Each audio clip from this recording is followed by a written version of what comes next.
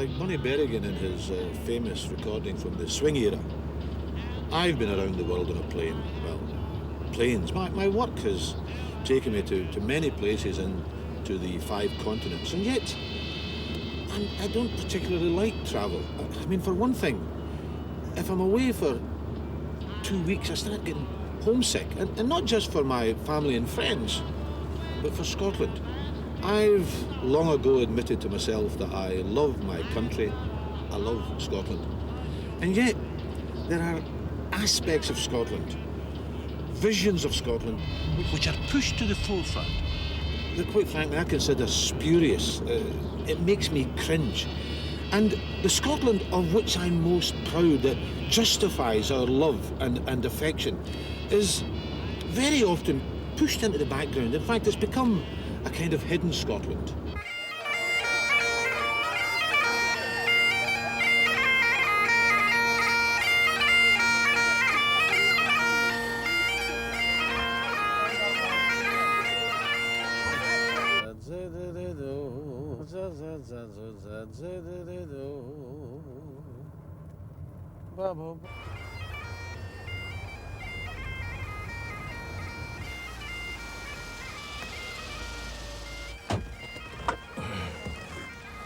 For Scots returning to their homeland, and for tourists and strangers, the first port of call as they cross the border is Gretna Green.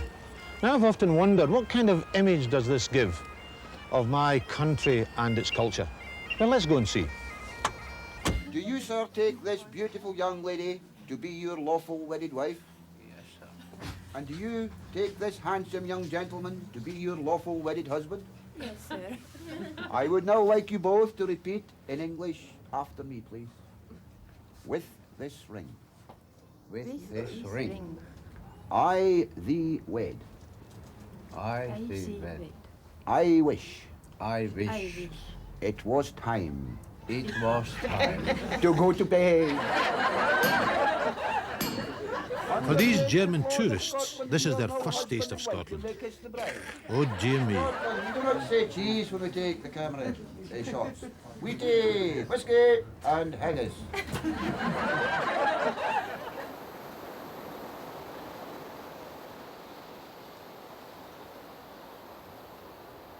This whole area, I've discovered, is like most parts of Scotland. There's the well-known part, Gretna Green, which is based on a romantic commercialism which at times can degenerate into the tawdry, a kind of broken-down brigadoon. Then just a few hundred yards up the road, there is the delightful community of Gretna Village.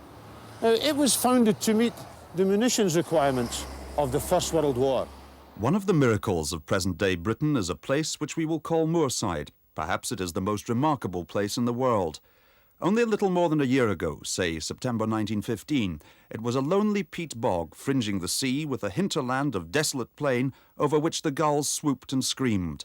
Then the great hand of the Minister of Munitions was stretched out to this inhospitable waste. It is a story which is more characteristic of Western America than of our sober British methods. Dick Greenhow, local councillor, took me round his beloved Gretna village. Gretna Township was built to house the workers who came in from all parts of the country to work in that factory. Mainly women, I must say. Jolly good luck to the girls and out the soldiers. Girls, have you been there? You know we military men always do our duty everywhere. And where did the population come from? Well, the population in those days came mainly from, well, it came from all over the country. There were people who came here to work in the munitions factory. And of course, at the end of the war, when the munitions factory closed, most of them went away back to their own parts of the country. Yeah. But there was a nucleus stayed here and built up the population. This small town, born of the needs of war, has become a model of its kind. Town planners from all over the world come to see it, but few Scots and tourists ever do so. But Gretna is still left with its own unique role. It's here, not Gretna Green, where people really get married. Gretna Green and Gretna Village, myth and reality, are separated by the A74. With 35 weddings a week, it's easy to get roped in. Following the binding declarations which you have made, before me and in the presence of these witnesses, I hereby declare that you, Mark Philip Judge, and you, Alison Collier, are now husband and wife. That's the legal side over. But what this young couple and thousands of others come for is the myth.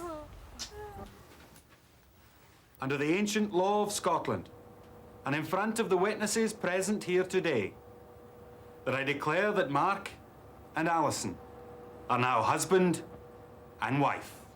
The register office, it was like a bit cold. It's just like so formal, man and wife, that's it. But the blacksmith made it feel all more, special for us. When we come here and we see the old carriages and things like that, If you're asking an honest opinion, I think it's been, well worth it. It's been different and we can say we've done it. We've come off ourselves, we've organised everything ourselves, and we've done it. We've had a great day. Yeah. Will you be coming back here, to Scotland, I mean? I don't know. We've come up here to get married, and that's why we've come to Gretna Green, but I don't know. I don't think it's a place we'd drive all the way from Oldham again to see, and we've seen more or less most of Gretna Green today, I think. Yeah, that's it. There's a bit more to Scotland than Gretna Green. I can imagine there is. Summer. Yeah, maybe you're right there. Even if people no longer have to run away, the runaway marriage business is now a runaway success. Its owner is Adair Houston. We cater for all tastes here. We've even got a little souvenir for you if we can get near it. What is this? Excuse me. Can you manage that? A dram called Lover's Potion. I'll give it to the wife, eh? You wouldn't do it. Right. Right. And what about the range of products? Well, we've got everything here for everybody's taste, from 50p to maybe £300. I'd like to show you some of them, Jimmy. This is a very popular seller here, this anvil. We sell these bought out from people from all over the world, and I like to think they're on many, many mantelpieces. And then we have a horse brass here, which really been reproduced since the days of the horses on farms, and it's still being reproduced. And these are very popular. And we've even got a bell, front door bell with an anvil on. Well, we can give you almost anything in here. We've got a blacksmith in brass, solid brass, and even a paperweight with an anvil on. We've got a picture of the blacksmith shop here on a tray, which is rather fun. And of course we have a tea towel of the old marriage certificate that we used to issue out of the smithy when people got married, made into a tea towel. So if the marriage was finished, you could throw in the towel? Throw in the towel, that's it, yeah.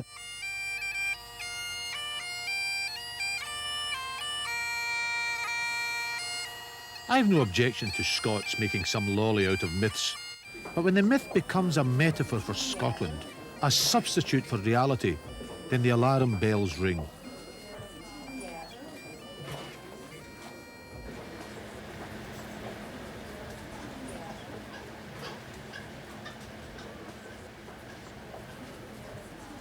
Even our esteemed Robert Burns becomes encased in sugar-coated shortbread. Time, I think, for a breath of border air.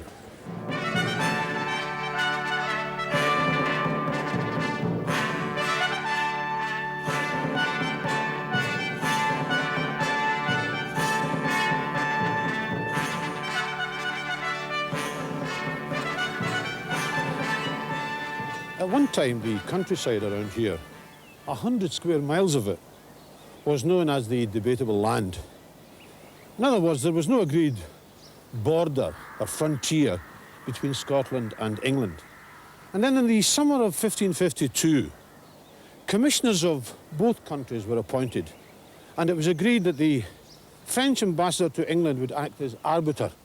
And this is what they decided. This here is known as the Scots Dyke. It's the frontier, it's the border. On that side, England, on this side, Scotland. On that side, the land is owned by farmers and quite a few gentlemen farmers. On this side, all the land was given to the ancestors of the Duke of Buccleuch. Well, I suppose that was one way of resolving the problem.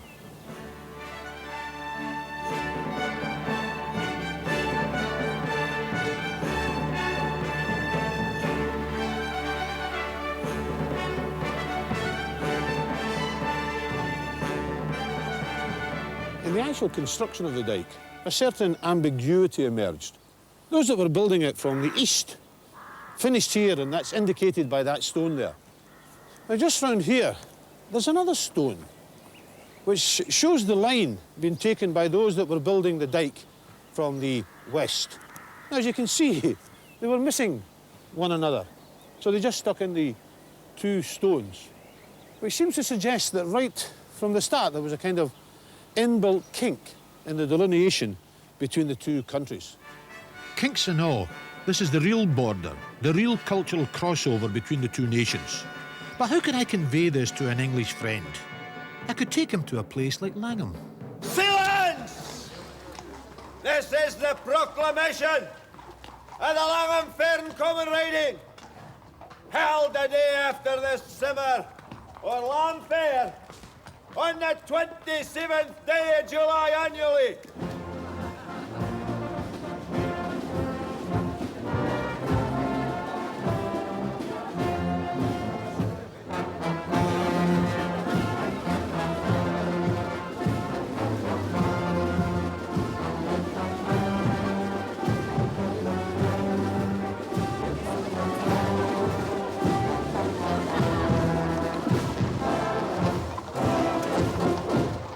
The Langham Common Riding is an historical, radical and egalitarian event that's been turned into a people's festival. Tourists are welcome, but the party's not for them, though they're free to join in.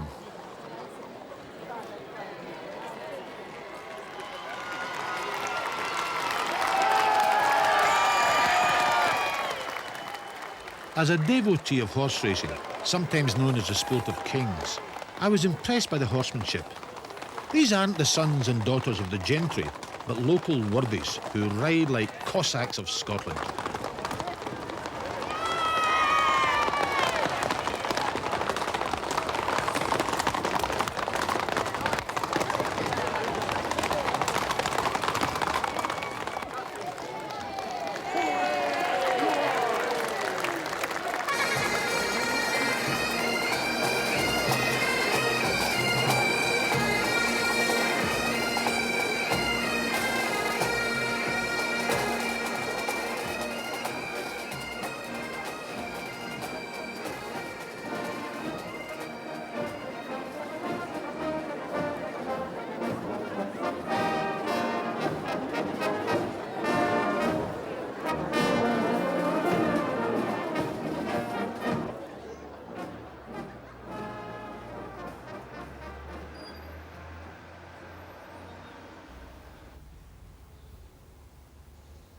This is the old library in Langham.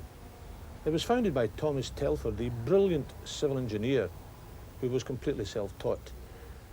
In the floor below the library lived the family of the young Christopher Grieve, who in later years was to become Hugh MacDiarmid, the National Bard of Scotland. Chris's father was the local postman. His mother must have been some kind of part-time caretaker of this place because she always had the key which he could get, and he tells us that in his early years, he would come up here often to devour these books. Now, he did claim that by the time he was 14, he had read all the books in this library. But I think we'll take that with a pinch of salt because there's over 12,000 books here. But one thing is absolutely clear, and that is that he, MacDiarmid, was one of the best read men I've ever met. And in that, he represented an important strand of the Scottish tradition, that of the working class intellectual, self-taught, men that pursued knowledge as an end in itself, unconnected and untainted with any career considerations. They're marvellous men with broadly based cultures and encyclopedic interests. But they were also men who were argumentative. I mean, they could have started a fight in an empty house, as my old mother might have said. And they raged at what they perceived as the injustices in this world. Now, establishments, both national and local, didn't particularly like them. They weren't comfortable with them. MacDiarmid loved his hometown of Langham. It's not so certain that his hometown, or at least the establishment in his hometown, loved McDermott. He was very fond of Langham, and there were many years he didn't come. But if you think about Chris's life, he had a very hard life, and he was fighting all the time. Now, he was a proud man. He wasn't going to come back to Langham unless he was a success. You know what I mean? He wouldn't come back to Langham as a failure.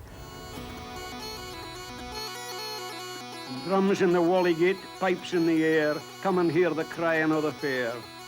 Oh, as it used to be when I was a loon on common riding day in the muckle tune. The bearer twirls the bannock and sought hern, the crooner roses through the leftist fern. The oak-fit thistle wallops on high, in heather bosoms o'er the hills gang by. Admired throughout the world, Chris Grieve was scantily recognised in his hometown. His cousin, Jean White, isn't surprised. Have they ever honoured anyone? I mean, we have Thomas Telford, who you know who I mean, the famous bridge builder and all the rest of it. He's a native of Eskdale, Westerkirk, just a few miles up. Now, he was a tremendously great man. I think even now half of the people don't know that he belongs to the area. How often is a poet a hero? How many people read poetry? I mean, the people here who have, might say, vilified Chris, they probably haven't read a word of his poetry. Now, is this part of that aspect of Scottishness, where the local hero is not given his due because, what was that term you used to me earlier about? A Kentish feather. A Kentish feather. Now tell me, yes. what, is there a... Yes, it could be. I think so, it could be.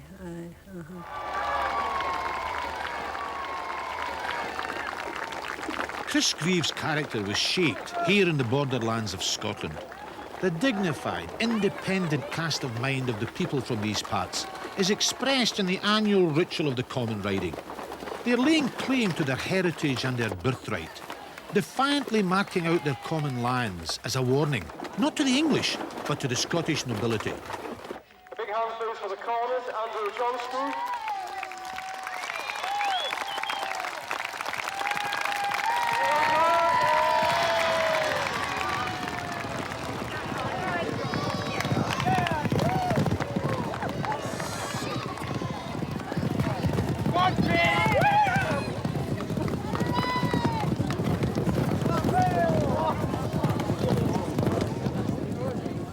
For all the symbolic importance of the common riding, this is a glorious party for the punters, spanning all age groups.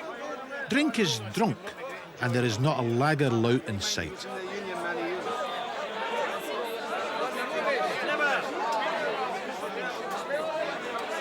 Challenged by second to none. It's Miss Thomas from second to none. Up to work round the goal. It's Miss Thomas from second to none. It is also an occasion for the punter, in the narrowest sense of the word. For 3, ticket 78. Houston is a £15 for 10, ticket number 73. 4-5 was Flo Joe. You're far travelled, Mr. Reid. How did you end up here? £20 to 5, Flo Joe for Mr. Reid, ticket number 74. There you are. Thank you. Houston is 22.5 to 15, ticket number 54 to fail. Everyone's a punter here, including the most important man of the day, the cornet. Number's 81. How do you become cornet? There's usually an election. Candidates put their names forward, and then townspeople decide, but there was no election this year. Why not? Because I was only put my name forward. You're the only candidate? You frighten the others off, eh? No, I wouldn't say that. Now, how old are you? 24. 24. And what do you work at? Textile weaver at Arthur Bell's mill in Langham. The local mill. People in Langham got together and said, we'll defend this land for their own sheep and cows, so the townspeople, common people could use that land up in the hill for their own, the laird of the borders and that. So you're protecting it against the people from Edinburgh and the lairds? The big people own all the rest of the land. Yeah, but that's a historic significance, and now, what is it? Is it a sign of community? Yes, it carries on the spirit. It's been going for years. Just to get together. Definitely bring the kids up in the common spirit. Well, what does it mean to you, that spirit? Tell me what it represents. It's hard to explain. It's been brought up here all your life, so it's just been in your blood. Now, you were the cornet. Did you say in 1965? 65. Now, can I turn to you, Alec? When were you cornet? 1929, 60 years ago. This is your son? This is my son, aye. Well, is this the... That's the rosette, the original rosette. 1929. My other son was cornet in 1961. God, are you keeping it in the family? Yeah. Now, how old are you now? 82. Jonas Pratt, okay, move on the inner. Flo Joe, Houston, and not a penny more. All 6 runners closely bunched. But it's Corduroy from Cracker, not a penny more on the outside. Houston, Flo Joe, and Jonas Pratt all together. Let's see if I'm any better at picking winners here than I am at Ayr or Kelso. This Corduroy still in front. Down the straight they Come on, Flo Joe. Come on, Flo Joe. Jonas Pratt and the front driving. It's Corduroy. On the inside, Corduroy goes on now. Corduroy from Cracker charging again. It's Corduroy from Cracker. It's Corduroy from Cracker. Flo Joe. The front one is Corduroy from Cracker. I'm not. Here's one. Yes. Right. The things are new. Right in the beer tent. That's the one. On a day like this, no Scot is a loser.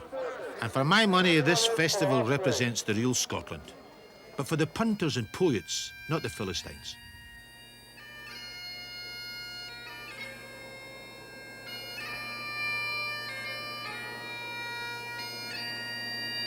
This is a memorial to Hugh McDermott, erected on a hill just outside of Langham. Now, in itself, I think it's splendid, but I'm worried. Is it a portent of things to come? In his prime, and when he was in full song, McDermott was either neglected or despised by the Scottish establishment. His kind of sharp, creative intellect could never really be trusted to conform in any circumstance. He used to talk about what they had done to Burns. He says they had honoured the name of Robert Burns, but besmirched his spirit. Will the same fate befall McDermott? Will he travel from the authenticity of Langham and its common riding to take his place in the shelves of tartanry a few miles down the road at Gretna Green?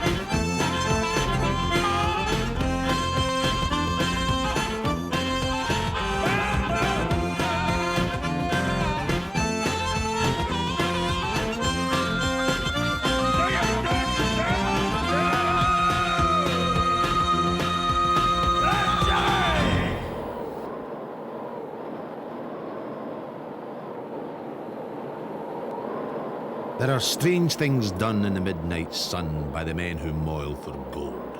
The Arctic trails have their secret tales that would make your blood run cold.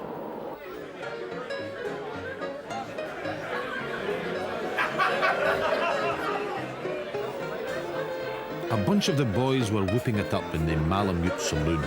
and the kid that handles the music box was hitting a jag-time tune.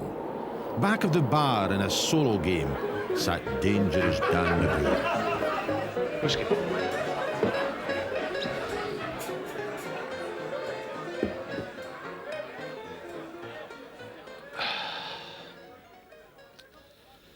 This isn't the Yukon. It was never a Klondike with Klondikers caught up in the gold rush.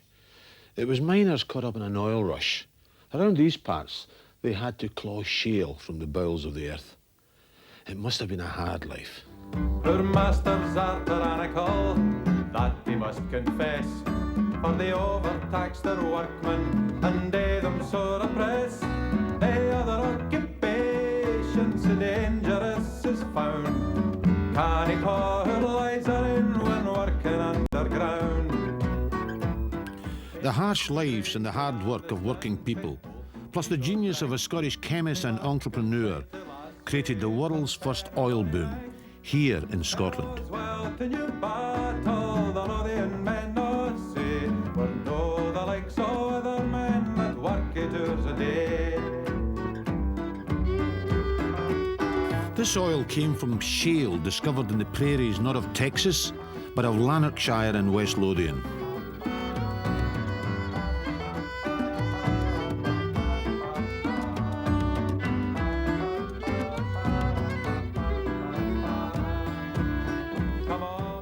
In search of a livelihood, workers from all over Scotland and Ireland flocked in their thousands to company boom towns like Pumferston and Tarbrax. Children gang neglected while they're working underground.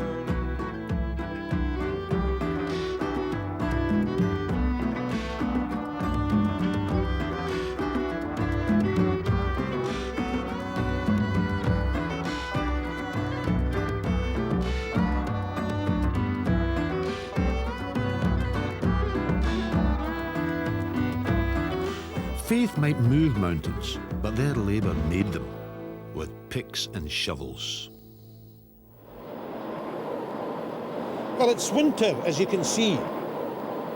This is bleak and cruel country, and I'm standing on the top of a man-made mountain.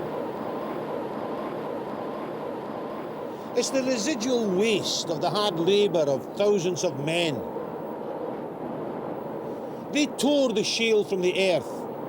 Oil was extracted from the shale. A lot of money was made. When the shale was exhausted, they dumped it.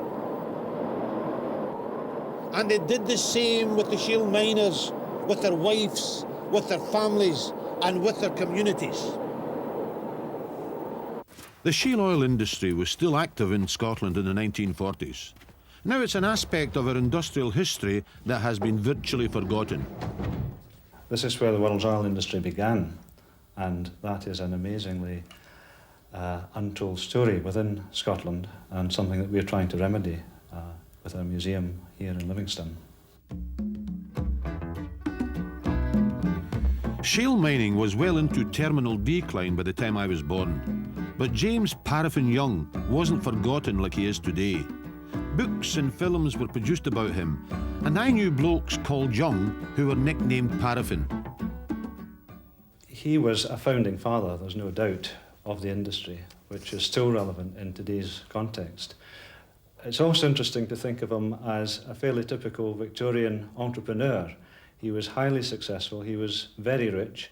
He had a yacht, for example, which he sailed throughout the North Sea into the Mediterranean, and he funded, of course, David Livingstone's exploits, or some of them, in Africa. So he was a very major part of the Victorian world.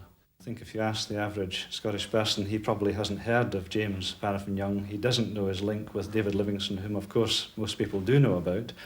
And that's something that we're trying to do here in Livingston, which is to catch the story of the oil shale industry, because amazingly, although it was a major industry for 100 years, it's virtually been wiped off the face of the earth. There's very little left apart from these peculiar red shale bings which are around, which everyone asks about, but apart from that, there's virtually no evidence of it.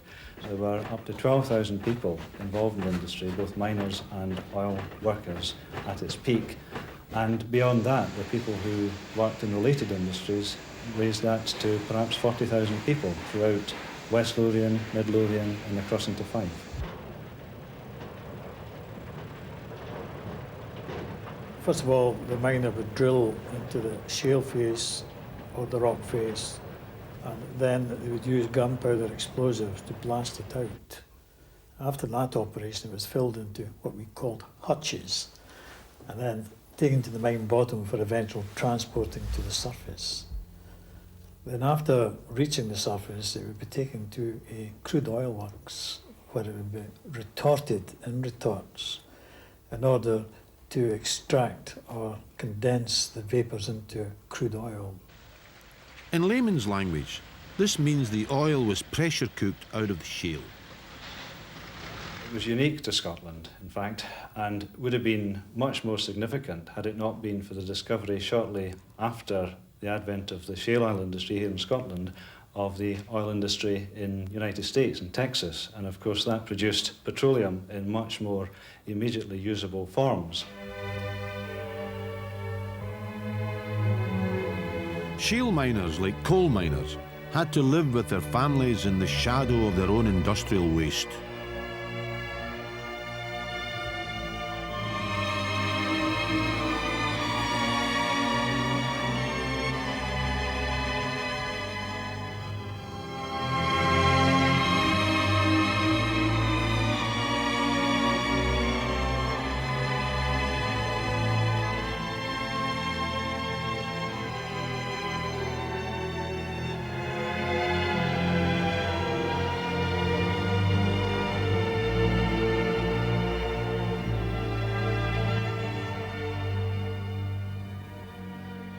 Companies tended to build their own houses, and so you had workers' rows or shale miners' rows, whatever you want, in each particular area where the works was situated. And they developed in the communities. Belle Wilson was born in 1896. Her memories of the shale mining community are still vivid. My husband and his brother was in a place, what they call places in the pit, in the shale, and what shale they took out, how their pay went, and then they'd off taxes off of that. Some of them had £7 a week, and some had less. But, mind you, they had all their graft to keep up. That's the picks and shovels, and their working clothes, moleskin trousers, you see, and jackets for to keep up, and their boots, all to keep up off of that. So it took a wee bit of doing. Did they have to buy their own tools? Oh yes, they had to buy all that off their money. Oh yes, they had to buy that all off their money. Oh aye, the picks and shovels, and anybody that had explosives came, that was the powder, that was kept off their peas and all. See, there were some places that they blasted in for to get shale and that. Well, that was kept off their pea. We hadn't hot water in the houses then, you know, we had to put on a big kettle and a big pot at the side of the fire, and I usually had a big bath, and my husband washed himself in the kitchenette. That was just how they had to do. And then if they wanted a proper bath, you put the fire in the room, and maybe a tub in there, and they could have a good wash when they wanted it, all over the body. That was just how we worked.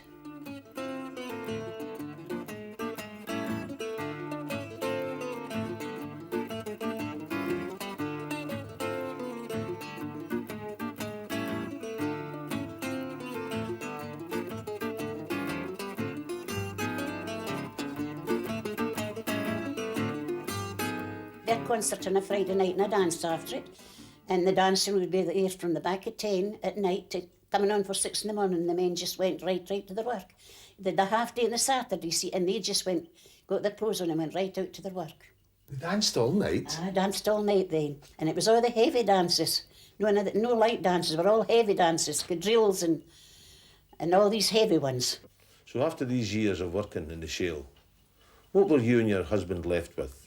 Well, I was quite pleased to get him out the pits, to tell you the truth, because I went down once myself and I said, I had no idea, I says, that men had to work underground in the conditions they were working in. I was down both Viewfield pit and the big pit away up and the moors away up here. I've been down them both, and I was quite glad to get back up.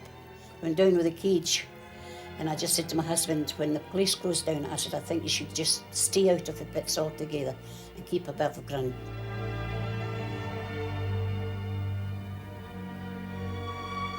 Okay, and the prices were low, and there were ponies down there and wee places for putting the ponies in, and they drew the hatches with shale, you see, up to where the cage was, for the cage to bring the shale up to the top.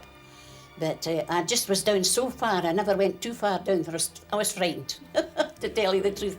It was so dark, and you see just pit lamps on their wee bonnets. That was all they worked with. There were a lot of brave men when you think, and it mean you're going under the earth. Of course, there were a lot of brave men on the top of the earth too. But nevertheless, I was sunk away down in the bottom of the earth. I thought it was an awful life. So I was quite pleased my husband came out of it. A woman's life was ridiculous in the days, compared to now, I mean, like, of course. It was a terrible life for the mothers in the days. But have you got any idea of what the mortality rate was, for example, for the women? I mean, they've got big families in these conditions. They would age much quicker, I would imagine. Have you any idea? Well, of course, see... Well, the lead blow on the men, you mean? Still do? Yes, because the man was in the shell. And the man's age at that time, he was lucky if he got to 60, 65. Well, women live longer. Hard working, but live. Any idea at all, John, about the... Well, I know my great-grandfather, he worked in the shale mines here, and he died at the age of 42, which is very old. My great-grandmother, she lived until she was about 70. So, although the women had a hard life, they seemed to buckle to it better than the men. I was back in the Lazy Y in Tarbrax to talk to some of the old-timers about the old times. They had a soup kitchen, but they had just along the road a bit, set up. It was an ex-barber's shop, and they made soup. And all the kids went to the soup kitchen and got their plate of soup as far back as that. Being honest, if it hadn't been for some of these soup kitchens, some of us must have maybe starved. I had four brothers and an old man. And the first one home got the fresh water in the tub. The rest had to get into all that water there, aye. First one home got the fresh water. They all washed in the same water? Yes. And no pithead baths? No, they were not. Oh, no, they were not. They were not baths in the houses at the time, Jerry. Yes, of course. They weren't even a bath in the house. The community's based on an industry, the industry is disappearing. What effect did that have on the community?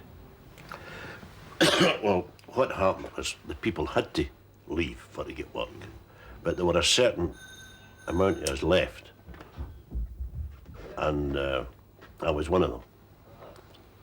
As I say, I lost my father in 16, well, my mother remarried, but we didn't leave Tarbrax, such as Johnny there. And there were a certain amount that didn't leave, but most of them, in fact, I think Tarbrax people will all over Scotland. What did you do then? What did you do, John? Well, when I left the school, there were nothing, of course. I left the school as 26. There was no work. I had to go to the farms. And my first wage at the farm was, I got £6 for 6 months. £5 bob a week. My first 6 months of my working life. And got paid 6 monthly.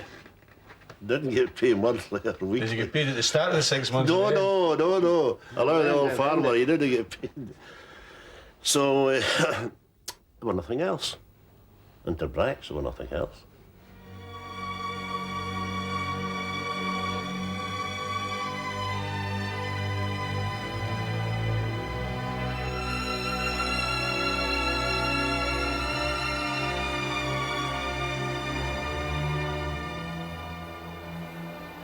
Above me in this tunnel, more than 1 million tons of shale. Let's see what's on top.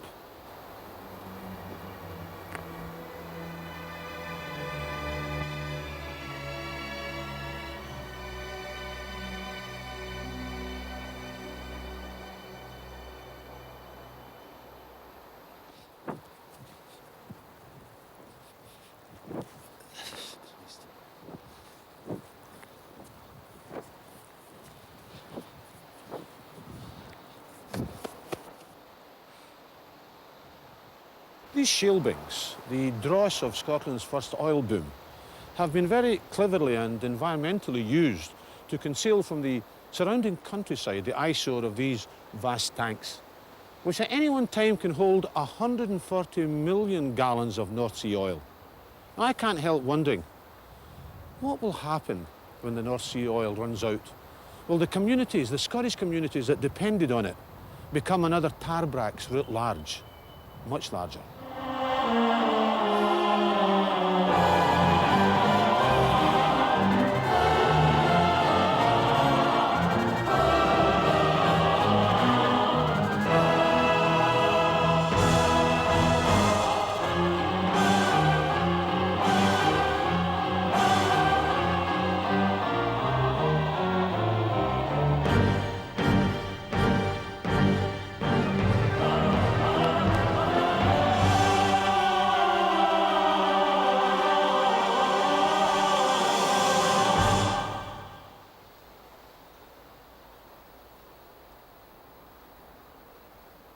I wonder, in 100 years will another Scottish programme maker be walking through the sad dereliction of Grangemouth as I did in Tarbrax?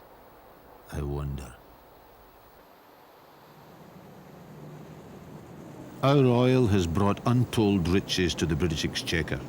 I asked economist Jim Walker, how much? In the 15 years really since North Sea oil has been flowing, we've had £70 billion worth of revenues. So effectively the equivalent of 10 channel tunnels. Would that be the biggest single influx of money to the British Exchequer? Oh, to a large extent, yes. I mean, we're really talking about major projects bringing in huge amounts of money. And what about the jobs? How many jobs has it created? Well, in its peak, there were 63,000 direct jobs related to the oil industry. Indirect?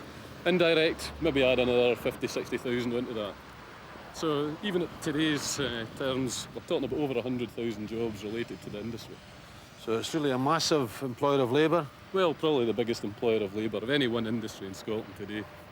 And yet, Jim, I'm not sure that I could put my finger on one permanent, tangible asset that all this money has brought to Scotland. There are certainly tangible assets, things like the Grangemouth refinery here, Mossmorns and Fergus. But in a real sense, whether they're going to be permanent in terms of staying after the oil's gone, well, probably some of them won't. Really what we're looking for permanence is human knowledge, technical skills, education, training, and that just hasn't fed through yet. Yes, I know. I mean, that's a fact. But the other thing is, have we got time? You see, in the early 70s, one of the ministers at the Department of Energy told me that there was much more oil offshore than any government had ever admitted to. Oh, I think that's right. In the 1970s, we were talking about 10 years of oil. In the 1980s, we were talking about another 10 years of oil. Now they're talking about 50 years of oil. There's plenty there. There's plenty of time to develop things. So what would we really need to do to make sure that all this, we could call it newfound wealth, has really brought lasting benefits to Scotland? Well, I think one of the major things is in training and education. It's got to be poured in there so that people, the people that are in the workforce are actually trained for a different set of industries which are going to come after the North Sea oil industry is gone, because they're still going to be servicing oil industries throughout the world, but they've got to be trained and they've got to be educated up to that. And should we use our waters like the North Sea as a test bed for that offshore technology of the next century? Oh, I think so. I think that's possibly going to be the great export industry of Scotland in the 21st century. What we've really struggled to do in the past is put together our expertise. We had expertise in engineering, we've got expertise in electronics, but we've never put that together in computer-controlled tools, machine tools, in the way that the Italians and the Germans have. What we've got to ensure for the oil industry is that we get that expertise together and move into the 21st century, into the frontier areas of the world, exporting strongly and making Scotland an international name in the oil industry. So it's about time we did that then, eh? Well, I think it's coming to the time now that we need to do it. Maybe too late if we don't move quickly. We've got to do it as quickly as possible because other people are getting in there. Scotland shouldn't lose out in this one.